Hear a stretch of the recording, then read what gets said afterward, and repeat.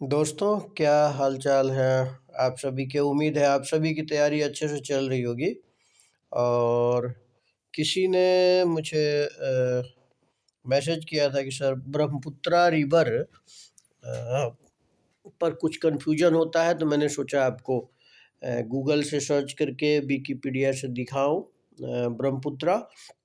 और आप ये मान के चलें कि ब्रह्मपुत्रा रिवर से चाहे यूपीएससी हो, बीपीएससी हो या अन्य पीसीएस परीक्षाएं हैं, तो प्रीलिम्स में प्रश्न हमेशा पूछे जाते रहे। यूपीएससी का भी ये फेवरेट टॉपिक रहा है। यू एक्चुअली देखा जाए तो यूपीएससी का फेवरेट टॉपिक दो रहा है। एक तो नॉर्थ ईस्ट रहा है यूपीएससी का फेवरेट टॉपिक, जिसमें नॉर्थ ईस्ट के जो ज्योग्राफी है उससे प्रश्न पूछा जाता है, इकोलॉजी है उससे प्रश्न पूछा जाता है, रिवर सिस्टम से प्रश्न पूछा जाता है, जो भी हिमालय के पार्ट जो नॉर्थ ईस्ट में पड़ता है उससे काफ़ी जो है ना प्रश्न पूछा जाता है, बायोडाइवर्सिटी, नेशनल पार्क, ये सबसे प्रश्न पूछा जाता रहा है। तो ब्रह्मपुत्रा रिवर से संबंधित जो कुछ महत्वपूर्ण बातें हैं उसको हम लोग देखेंगे। तो आप ये देख रहे होंगे कि मैंने सर्च किया है ब्रह्मपुत्रा रिवर। तो इसको हम सर्च कर लेते हैं, ठीक है। ब्रह्मपुत्रा रिवर, तो यहाँ विकिपीडिया पे आ जाइए। सबसे पहले तो विकिपीडिया पे हम लोग आ गए। तो ब्रह्मपुत्रा रिवर का ओरिजिन से प्रश्न पूछा जाता है कि ब्रह्मपुत्रा रिवर का ओरिजिन कहाँ से हुआ, ठीक है। तो ब्रह्मपुत्रा, जैसे ये आप मान के चलिए, एक मैंने गोला बनाया यहाँ पे, ये मानसरोवर लेक, मानसरोवर लेक के पूर्वी हिस्से से ब्रह्मपुत्रा रिवर का ओरिजिन होता है, ठीक है। और इसके पश्चिमी हिस्से से आपको इंडस का ओरिजिन होता है। तो मानसरोवर के पूर्वी हिस्से में जो ग्लेशियर है उसको कहते हैं चेमयुंगडुंग ग्लेशियर। नाम आप याद कर सकते हैं, आगे मिलेगा भी, चेमयुंगडुंग ग्लेशियर, ठीक है। और कहीं कहीं पे आपको उत्तर में देगा आंगसी ग्लेशियर, आंगसी ग्लेशियर, ए से आंगसी ग्लेशियर और आपका CH चेमयुंग, दोनों आंसर सही होगा। बीपीएससी में अगर दोनों आता है, आंगसी ग्लेशियर में भी देता है ऑप्शन में और चेमयुंगडुंग ग्लेशियर भी दे देता है, तो आपका आंसर ई सही हो जाएगा। इसलिए कि जो इसका एक हेड स्ट्रीम है, यानी एक ऊपरी शाखा है, वो आंशिक ग्लेशियर से निकलती है। और पूरी अगर ब्रह्मपुत्रा की बात करें तो वो चेमयुंगडुंग ग्लेशियर से निकलती है तिब्बत में, यानी चाइना में। तो आप देखिए ब्रह्मपुत्रा रिवर आपको तिब्बत से निकलती है, ठीक है।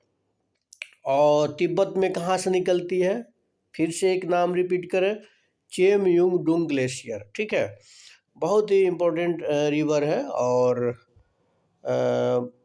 भारत के जो है असम में बाढ़ भी लाती है, तो ये खतरनाक नदी भी है। तो ये है आपको ब्रह्मपुत्रा रिवर। तिब्बत में इसको सांगपो के नाम से जाना जाता है, TSANGPO,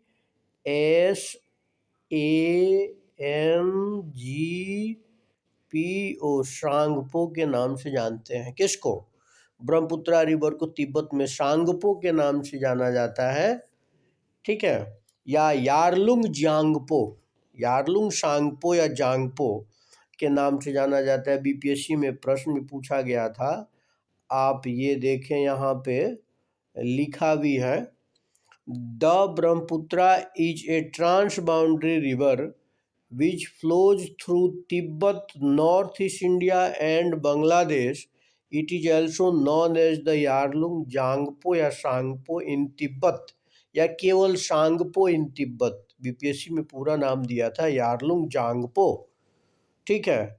the Siang oblique Dihang river in Arunachal Pradesh, इसको सियांग या दिहांग भी कहते हैं अरुणाचल प्रदेश में, ठीक है। Arunachal, Luit in Assamese and Jamuna river in Bangla.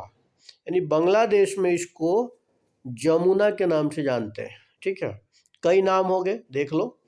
आपको तिब्बत में सांगपो या यारलुंग सांगपो, और दिहांग जब ये अरुणाचल प्रदेश में, यहाँ से देखिए ये क्या है, इसको मान लो आप मानसरोवर लेक। तो मानसरोवर लेक के पूर्वी हिस्से से यानी चेमयुंग डुंग ग्लेशियर से निकलती है और ऐसे बहते हुए ऐसे जो है ना कहाँ आ जाती है, अरुणाचल प्रदेश में। आपको पता है यहाँ नामचा बारवा एक पीक है, नामचा बारवा हिमालय का पीक है अरुणाचल प्रदेश में। नामचा बारवा के पास से वो मुड़ती है, हेयर पिन की तरह। कहा जाता है कि जो हेयर पिन लगाया जाता है, औरतें लगाती है, उस हेयर पिन की तरह इसका मुड़ाव है। तो नामचा बारवा से ये इंटर करती है अरुणाचल प्रदेश में, और अरुणाचल प्रदेश में इसका नाम है दिहांग। दिहांग अरुणाचल प्रदेश में इसका नाम है। बाद में चल करके दिबांग इससे एक नदी जुड़ जाती है, डी दिहांग दिबांग। तो दिहांग इसका अरुणाचल प्रदेश में नाम है, और दिबांग इसकी एक ट्रिब्यूटरी है जो जुड़ जाती है। तो इसको कई जगह आपको दिहांग दिबांग भी कहा जाता है। अरुणाचल प्रदेश में या तो दिहांग कहा जाता है या दिहांग दिबांग कहा जाता है। सियांग भी कहा जाता है, और लुइत कहा जाता है आसामीज लैंग्वेज में, और बांग्लादेश में इसको जमुना रिवर के नाम से जानते हैं। और ये 9th लार्जेस्ट रिवर है in the world according to discharge, यानी पानी जितना डिस्चार्ज करती है तो 9वें नंबर पे आती है पूरे विश्व में, और 15th लॉन्गेस्ट। और पूरे विश्व की नदियों का जो है ना एक लिस्ट बनाया, जिसमें नाइल जो है ना सबसे नंबर 1 है, सबसे लॉन्गेस्ट रिवर है नाइल। सेकेंड लॉन्गेस्ट रिवर है आपको अमेजन, और थर्ड पे आती है मिसिसिपी मिसौरी। तो उसी तरह से अगर लिस्ट बनाए तो ब्रह्मपुत्रा का जो लेंथ हो जाता है, ब्रह्मपुत्रा का जो नंबर आता है वो आपको 15th नंबर पे आता है। ठीक है, आगे देखते हैं ब्रह्मपुत्रा में। तो यहाँ पे कन्फ्यूजन बहुत सारा आपको दूर हो गया होगा, उम्मीद है। देखिए एक ही मंत्र है, मैं मानता हूँ, रिवीजन रिवीजन और रिवीजन। RRR है ना, मूवी आपने देखा भी होगा, वहाँ से भी ये वर्ड आप ले सकते हैं, रिवीजन रिवीजन और रिवीजन। बाकी राइटिंग तो है ही, बिना राइटिंग का आपको मेंस नहीं होगा। प्रीलिम्स और मेंस में रिवीजन का बहुत महत्व है। कई बार होता है कि आप बहुत अच्छा पढ़ते हैं, ठीक है, अच्छा पढ़ते हैं या बहुत अच्छा पढ़ते हैं, लेकिन समय से रिवाइज नहीं करते, तो बहुत सारे कंटेंट जो आपने पढ़ा है, जो समय दिया है, वो नष्ट हो जाता है। कहने का मतलब है आपको जितना आउटपुट मिलना चाहिए उतना आउटपुट नहीं मिलता। क्यों? क्योंकि आप रिवाइज नहीं करते। तो ये गांठ बांध लो कि यूपीएससी या बीपीएससी या यूपीपीसीएस या जो भी प्रोविंशियल सर्विसेज हैं, या इवन मानो ना कोई भी एग्ज़ाम, दुनिया का कोई भी एग्ज़ाम है, अगर रिवीजन आपने नहीं किया समय पे, तो वो धीरे धीरे सारी चीज़ें भूलती जाती है, और जितना आपने मेहनत किया उसके अपेक्षा अनुरूप परिणाम नहीं मिलता है।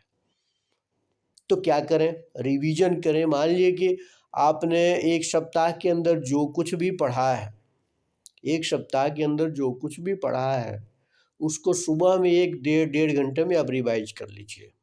और डेली नया कुछ पढ़ने से पहले सुबह में उठ करके 1-1.5 घंटा केवल रिवीजन कीजिए।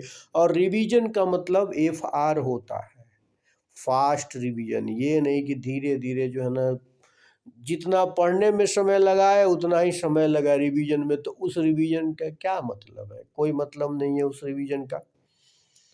तो वो फास्ट रिवीजन करना चाहिए, स्लो रिवीजन नहीं करना चाहिए। ठीक है, तो फास्ट रिवीजन। फिर पुनः मैं एक बार दोहराऊंगा कि यूपीएससी या बीपीएससी या कोई भी तैयारी किन कंधों पे है, किस पे टिकी रहती है?